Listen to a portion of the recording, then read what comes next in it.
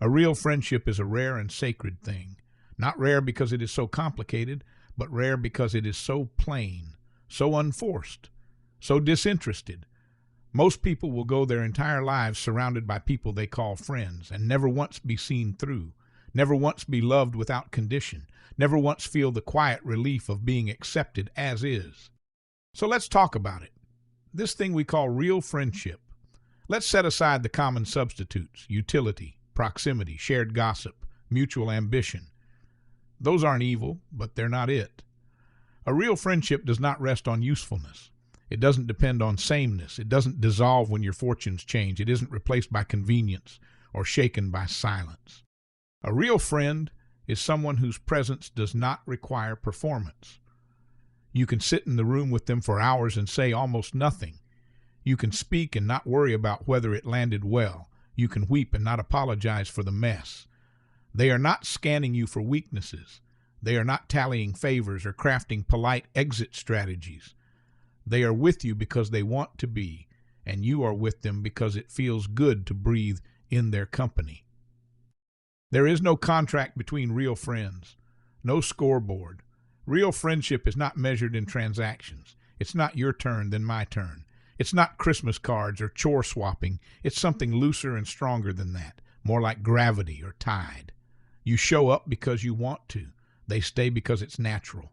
The bond holds without being held too tightly. Real friendship is honest. That's where most people go wrong. They try to maintain connection by withholding their true thoughts. They call it kindness. But a real friend can say the hard thing and still be kind.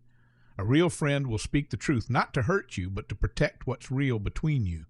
They won't flatter you when you're wrong. They won't mirror your worst instincts just to stay on your good side.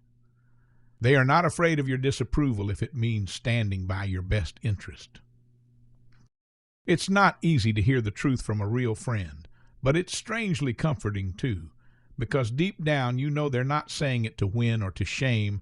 They're saying it because your soul is more important to them than your applause. That kind of love is rare, fierce, and worth everything. A real friend forgives too. Not because they're soft, but because they know the long shape of a person. They know you'll fail, you'll forget, you'll disappoint, and they'll stay, not out of martyrdom, but because they remember your goodness when you don't. And when it's their turn to fall short, you'll remember theirs. That's what makes a friendship lasting. Mutual memory of each other's light when darkness comes. Real friends respect your boundaries. They don't demand all your time. They don't own your happiness. They don't smother. They leave space for your solitude, your strange hobbies, your changes of heart. They don't need to be your everything. They're just grateful to be something, and they trust that it's enough. And when the world gets loud and your mind gets cluttered and life starts to pull you every which way, real friends have a way of bringing you back. Back to yourself.